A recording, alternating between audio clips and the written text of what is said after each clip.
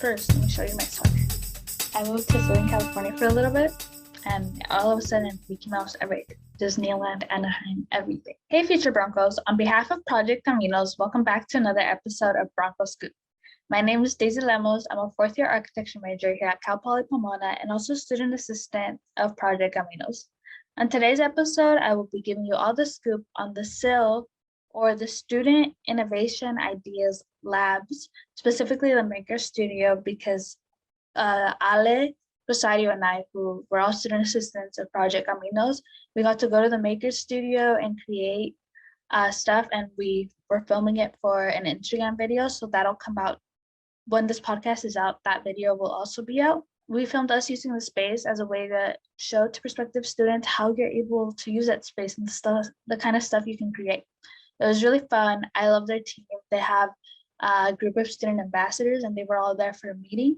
They have a really cool screen too. I don't know if I filmed it, but they have this really cool LED screen that they can draw on.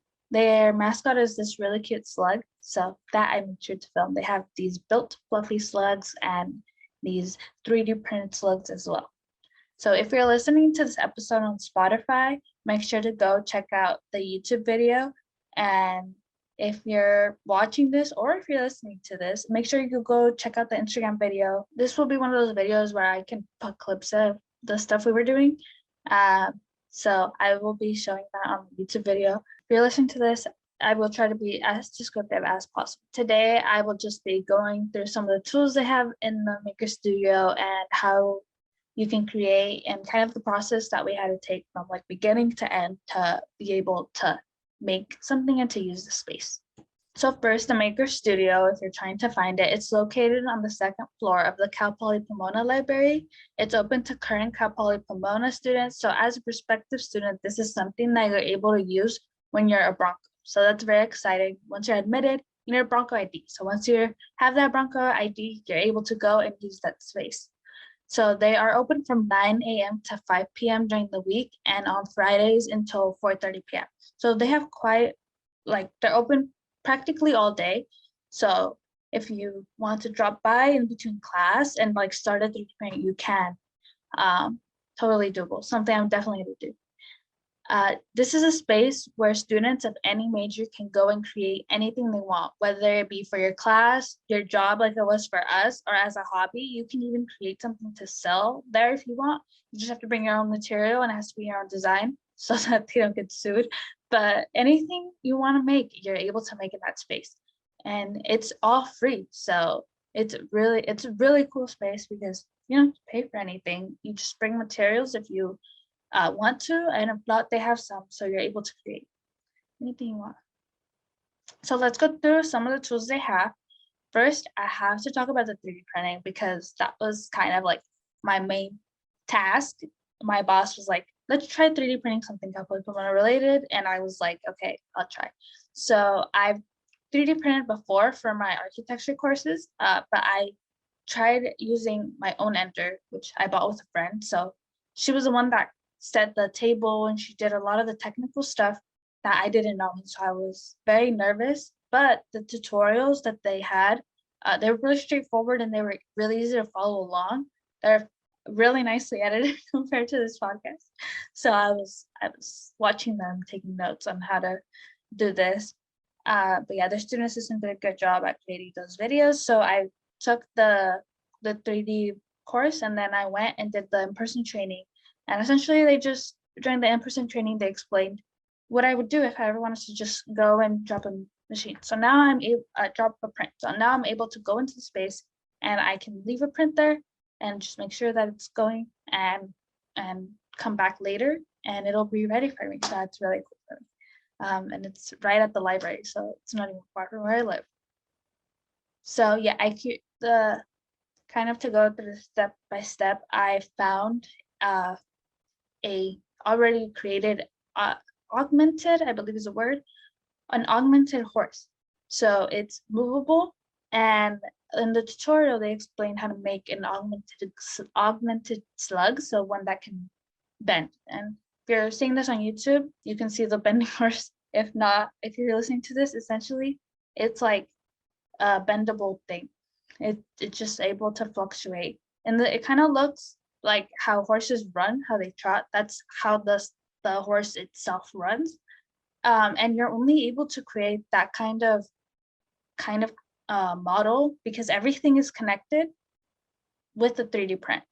So there's no other way of making it because all the joints are connected. If you kind of go through the layers of the print itself, there's rods inside the horse. So I was trying to explain to Sadio how it works because she was like, how does this move? And I was like, the base itself, separate pieces, and then as it forms, it slowly builds up to build these rods. So it's layers of layers. So you have to make sure that the layers are correct and that everything connects properly, or it'll be like this mess. So I was able to do the training and figure out how I could create something that wouldn't mess up the print. So it did it in 3 hours and it was perfect. It came out looking really good. And I was really excited. I really liked it. So the number one tool I use as an architecture major is the laser cutter. I have been laser cutting pieces for as long as I can remember, since I started school, really, since one of the very first architectural models. But I was able to take the design that Ale created and etch it onto an acrylic piece and then laser cut it out. And so I got assistance from one of the student ambassadors that was there, but it looked really cool. And I think if we are able to create the whole deck out of acrylic, it could be really nice. It would take a while, but maybe. They also have a soldering tool. I didn't use it because the soldering tools are used for like electrical engineering, and I don't study electrical engineering. But when I was in high school, I did take a digital electronics class, and we learned how to solder. And I didn't even know that they had it there until I went. I believe there's 2 electrical engineering majors there who were working on their project, so that was really cool to see. And I went home and I told my friend who's also an electrical engineering major, and I was like, hey, so like, what do you do? Do you solder? And he was like, not yet. I haven't taken the class, but I do. They do be soldering. They do be soldering over there. Is what I have to tell you. So yeah, that was really cool to see because I hadn't seen one in years. I was like, oh my god, you guys do that here? I didn't even know. I completely forgot I took that class. So that was cool. The real money making was at tote bag though.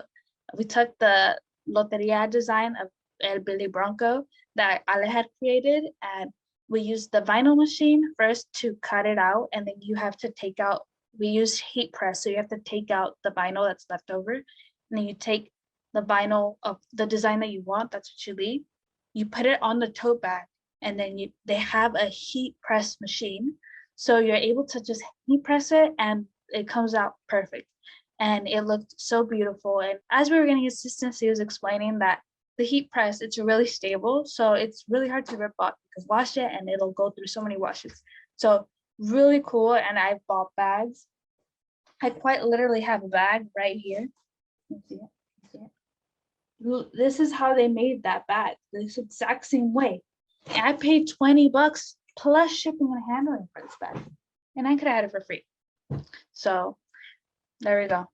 I am going to be selling Outlet 5 for that bag because I really want it. Another exciting thing that to me was really cool was this Valentine's Day card that it kind of like pops out. I've always wanted to make a pop-up card, but I didn't know how, and we were able to use it. So that was some very cool technology that we got to see. It was very advanced for me. And it was, she had this tutorial and she explained to us how to follow along and helped us. And she was saying that on February 14th, on Monday at the library, they were going to have a workshop on how to make those hearts. So in case anybody forgot to get their girlfriend or boyfriend a gift on February 14th, the Maker Studio had you covered because they were making these really cool cards. I did give that to my boyfriend for Valentine's Day. Another tool they have there is a sewing machine. So we took one of the designs that we previously got vinyl cut for a shirt, and the machine itself will just embroider it. Like, you don't have to do anything. It's really cool. Another really cool tool that I wanted to use, but we weren't able to, was the letterpress.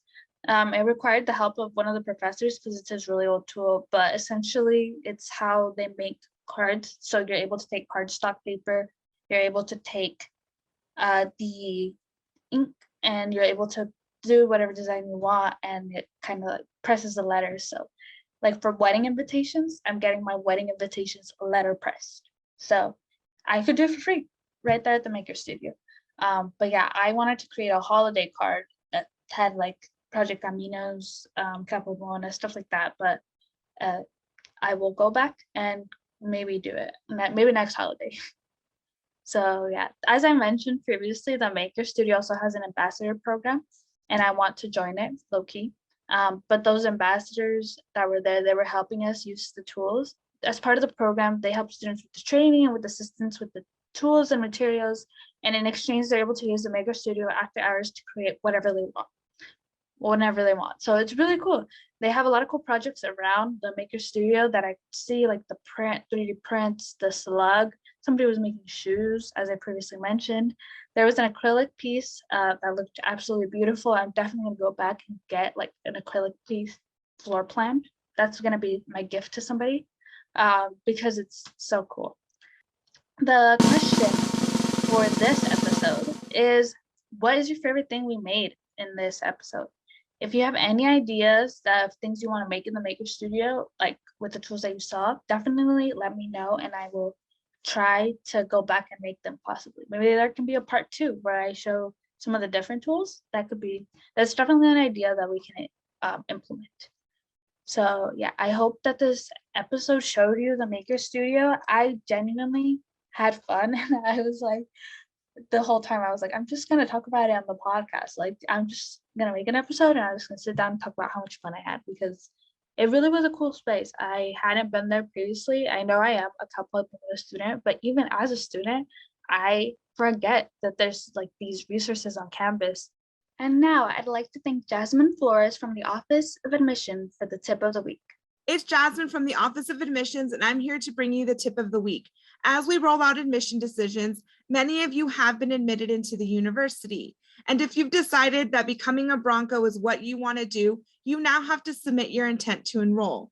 For some, the intent to enroll is just accepting your admission offer via your MyCPP. For others, it is a 2-step process. It's still accepting your admissions offer, but it's also paying your $150 enrollment deposit.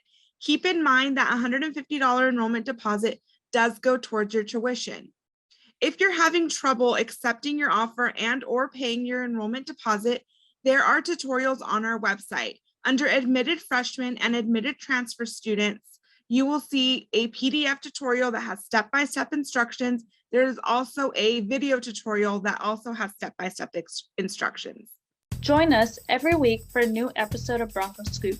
Subscribe to our channel, CPP Access and Transition, or follow us on Spotify, Bronco Scoop, to never miss a scoop. Make sure to check out our Instagram, Facebook, and Twitter at CPP Caminos to keep yourself updated. If you have any questions or want to talk about anything Cal Poly Pomona related, email us at caminos@cpp.edu. Project Caminos Bronco Scoop is supported with funding from the Department of Education, Hispanic Serving Institute grant, and Cal Poly Pomona's Office of Student Success, Equity, and Innovation. Tune in for more.